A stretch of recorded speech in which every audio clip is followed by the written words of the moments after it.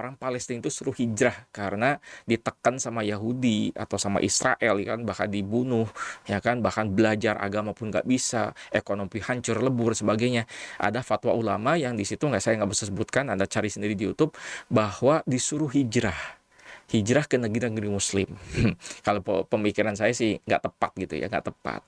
Ya, karena juga katanya di situ disebutkan karena jamin Nabi pun hijrah waktu Mekah dikuasai Quraisy, ya kan, nggak mampu untuk melawan, akhirnya hijrah ke Madinah. Habis itu bawa pasukan lagi menyerang lagi ke Mekah dan dikuasai. Seperti itu. Zaman dulu mungkin nggak ada negara-negara lain yang ngebantu Nabi.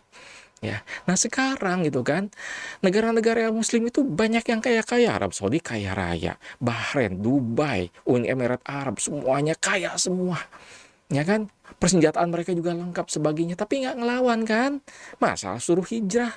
Pemikiran yang kayak gimana ya, aneh itu ya. Ya apalagi zaman Nabi dulu mungkin nggak ada paspor, ya sekarang kan ada paspor. Balik lagi negara udah dikuasai Israel, buktinya kan beberapa wilayah yang di situ udah dikuasai Israel, ya kan, apakah bisa nggak bisa kan. Justru Nabi mengajarkan kita itu bertahan, mempertahankan tanah airnya itu syahid, ya bukan suruh hijrah, ya kan. Nah terus Palestina malah disalah-salahin kenapa nggak hijrah, sebagai pemikiran yang ngaco, aneh gitu.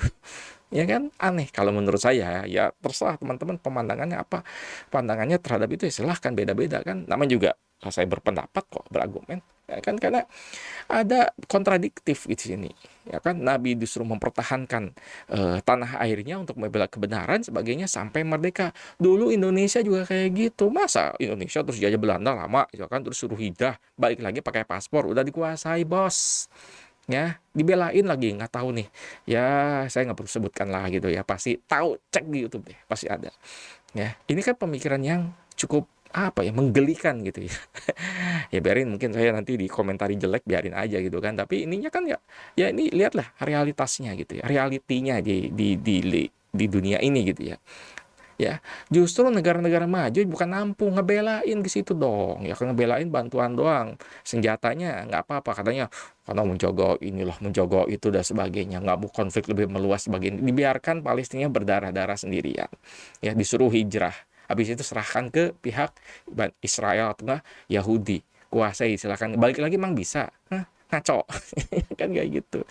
Jadi berpikirlah ya sekarang itu, jangan apa-apa, ya kan, Nabi dulu hijrah sebagian, beda bos zaman dulu, ya kan. Kalau satu negara, contoh misalkan di Jawa Barat nih terjadi ini hijrah ke kota lain, silahkan, ya, tapi kan ini udah beda suasananya, ya kan. Dan Nabi juga mengajarkan pertahankan ya wilayahmu sampai syahid, kan seperti itu, bukan suruh hijrah.